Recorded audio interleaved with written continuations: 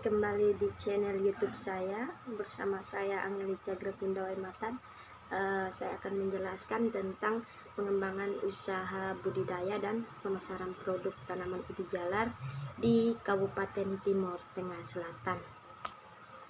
Ubi jalar atau Ipomoea batatas merupakan salah satu jenis tanaman budidaya yang dapat dimanfaatkan bagian umbinya itu sebagai pangan alternatif lokal karena memiliki kandungan karbohidrat yang relatif tinggi.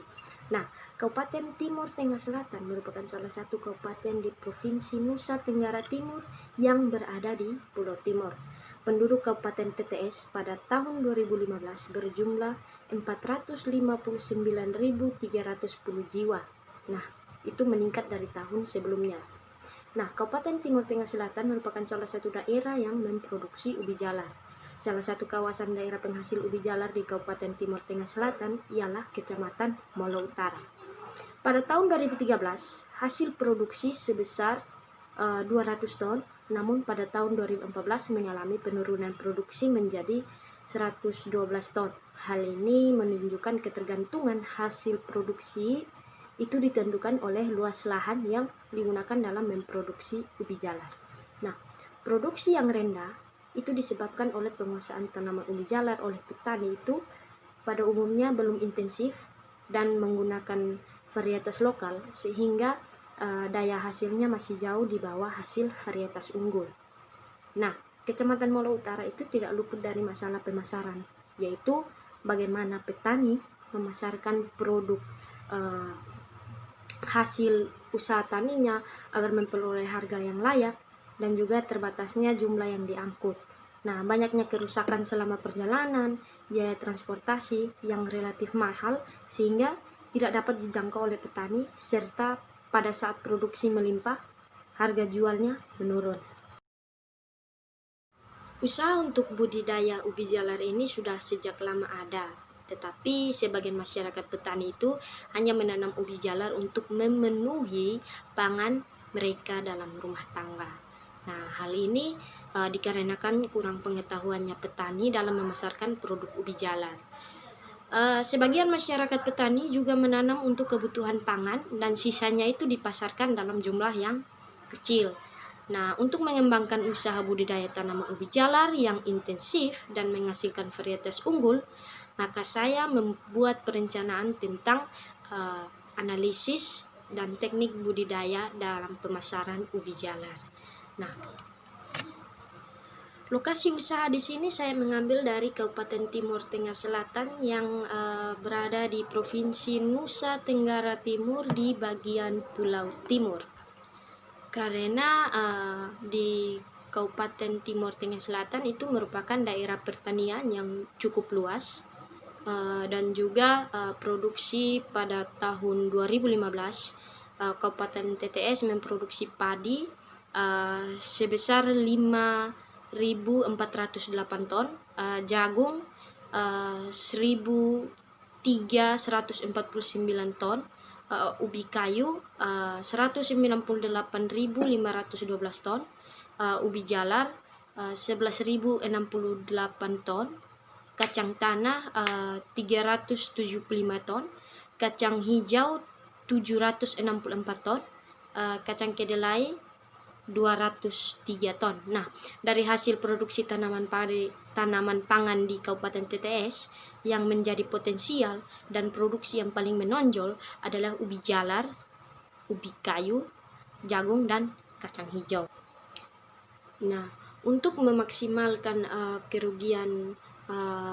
keuntungan petani dan meminimalisir kerugian petani yang ada di Kabupaten Timor Tengah Selatan, di sini saya memberikan metode pelaksanaan budidaya tanaman ubi jalar.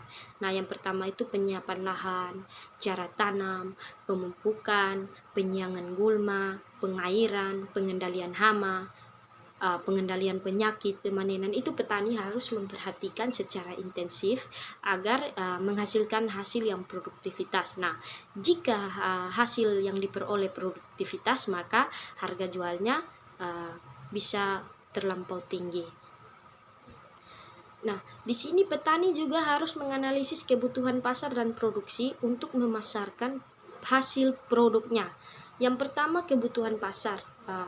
Analisis kebutuhan pasar ubi jalar itu merupakan langkah yang pertama yang harus dilakukan agar tidak menjadi polemik ketika ubi jalar dipanen. Tidak menjadi kebingungan dalam memasarkan dan akan menjadi bumerang dan merugikan usaha. Dalam menganalisa kebutuhan ini harus dilakukan dengan cara mengetahui kapasitas produksi yang dibutuhkan oleh pasar, serta harga, tempat penjualan, dan cara pengiriman barang. Yang kedua, analisa kekuatan kapasitas produksi. Luas lahan yang dimiliki itu hanya sempit, maka strategi pencapaian kapasitas kebutuhan pasarnya itu dengan mengintensifkan budidaya yang berorientasi pada peningkatan berat dan ukuran umbi. Nah, oleh karena itu, langkah yang dilakukan untuk melakukan persiapan lahan dengan memaksimumkan kegemburan tanah dan memperbaiki drainase. Yang kedua ada strategi pemasaran. Nah, pada dasarnya tanaman ubi jalar merupakan tanaman yang kebutuhannya di pasaran itu stabil. Dia selain ketersediaan komoditas ini, karena di beberapa daerah sentra produksi ubi jalar, maka ubi jalar mampu menjangkau Kabupaten TTS sampai ke luar daerah. Yang berikut perencanaan produksi. Target produksi yang direncanakan dalam usaha ini adalah 270 kg atau 2,7 kuintal dengan asumsi populasi tanaman sebanyak 100 tanaman dan menghasilkan 2,7 kg per tanaman. Nah, yang kedua target keuntungan. Keuntungan didapat dari hasil penerimaan total dikurangi dengan jumlah total biaya yang harus dikeluarkan dari analisa yang ada di laporan. Hasil analisa yang ada di laporan, rencana kebutuhan biaya serta keuntungan biaya sebagaimana pada tabel, maka target keuntungan yang direncanakan itu yang akan diraih adalah penerimaan total kurang jumlah biaya total. Nah, penerimaan total dikurangi dengan jumlah biaya total, maka kita akan mendapatkan keuntungan.